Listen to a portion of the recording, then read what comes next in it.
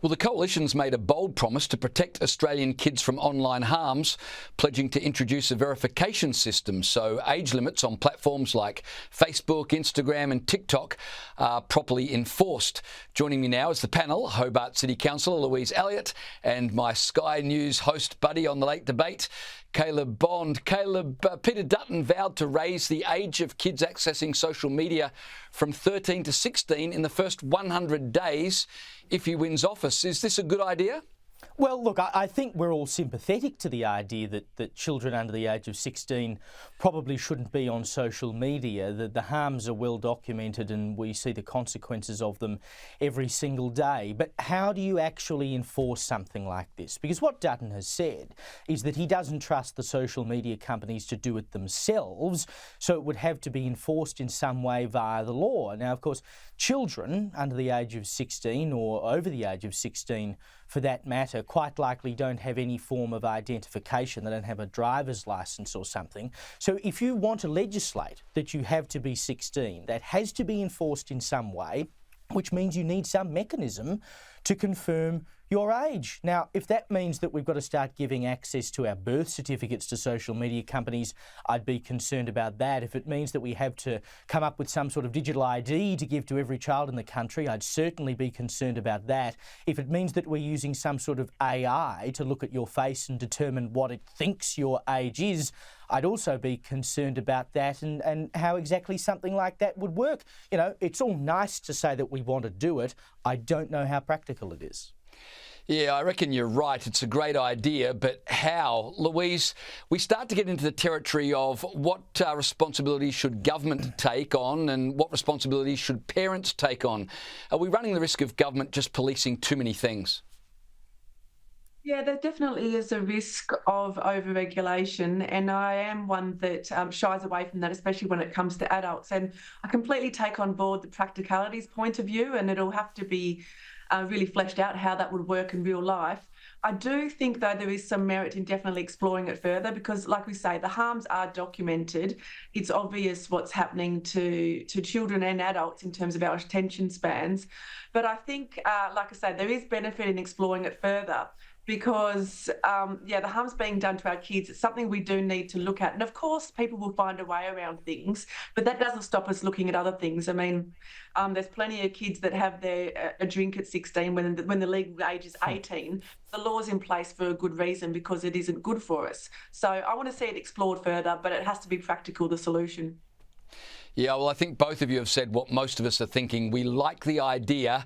We're just nervous about how it will be implemented. Let's go to the union pile-on because that's continued with the Transport Workers Union writing to Virgin Australia, expressing concerns over its latest internal candidate for CEO.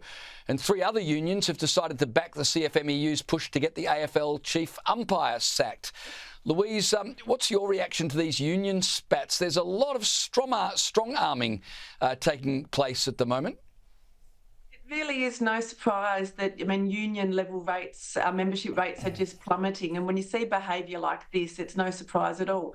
The thing is that unions have a rightful place in society and they've, in my opinion, perhaps served their time. But when it comes to things like fair pay and safe work environments, coming together, strength in numbers is a good thing. But when it comes to inflating these huge egos of thugs that now declare threats and make personal attacks on individuals, calling them for them not to be hired or to be sacked and all that sort of,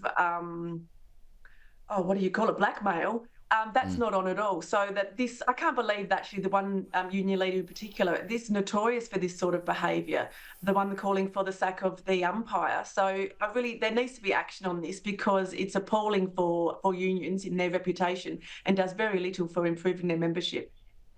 Yeah, well, Caleb, the Prime Minister was asked about the CFMEU's behaviour in relation to the AFL umpiring chief. Have a listen to what Albanese said. A lot of the issues around Virgin and the AFL, do you think it's appropriate for unions to seek to get involved in dictating the appointment of CEOs and other high-level officials? No. Sorry, just back to unions and John's sector. Do you believe that he should give up on his campaign against the AFL? Yes. It's not just common sense. Caleb, do you think he was too verbose? He should have been briefer in his answer, maybe. Yeah, quite right. Look, actually, I'm reticent to criticise a politician for shutting up every now and again, to be perfectly honest. But on this matter, look, we know how inextricably linked the unions are to the Labor Party, so he somewhat has his hands tied behind his back. Look, I wouldn't have so much issue if perhaps the CFMEU was going after particular umpires in the AFL, particularly the one who denied my mighty Adelaide Crows a goal at the end of the season last year against the Sydney Swans, which of course stopped us from getting into the finals, and a few other umpires who've dudded us in the dying moments of matches this year. But look, unions are well within their rights to throw their weight around. The unions are there to represent their members. We all understand that. But what we need to make sure happens is that they're not allowed to do that outside of the law, and that businesses do not feel cowered into, acceding to every single one of the demands that these unions make. The CFMEU has so much power, not only in construction. They're now going after council workers across the country. They want them to become part of the CFMEU. And it does risk becoming so big that it is almost impossible for any business or sporting league or whoever else to say, hang on a minute, we're not going to do what we're not going to do what you tell us to do, because they would risk being toppled themselves. If we get to that point, and we're probably not far off it with the CFMEU, there is an argument for legislative intervention to control the power of the unions. Yeah, absolutely. By the way, when you mentioned AFL, very rude of you not to congratulate me on North Melbourne finally winning a game. And we had a bye before that, so we're undefeated for 2 weeks. It's just a great time. Mate, it's nice to have your one day in the sun for the year, isn't it? Hey, listen, moving on, a former Queensland judge has met with Premier Stephen Miles to discuss the state's youth crime crisis.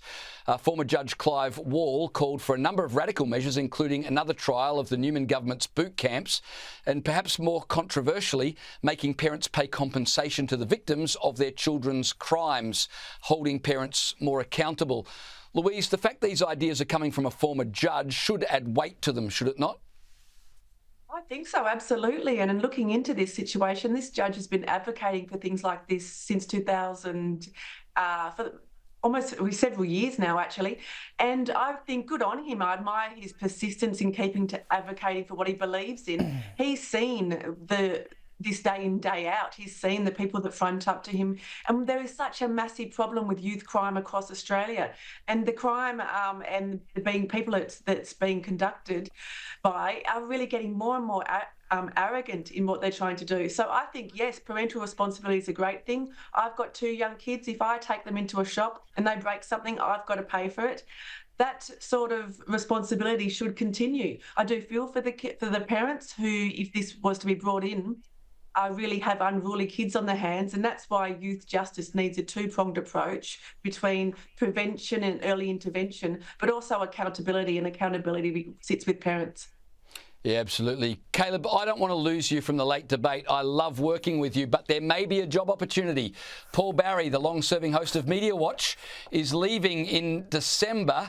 He's been the show's permanent host since 2013. The ABC have yet to find a replacement, but have said the show will go on. It's a pretty good gig, about $200K for 15 minutes of TV a week. What do you reckon? Yeah, look, I don't know. If Sky News will let me do it on the side, perhaps I'll consider it, but something tells me the ABC won't be all that interested in me. Look, I've featured on Media Watch a few times, thanks to Mr. Barry. He's mostly got things wrong when he's had me on there, but that's fine. Look, Mr. Barry, I hope he has a lovely time in retirement. We're really going to miss you, Paul.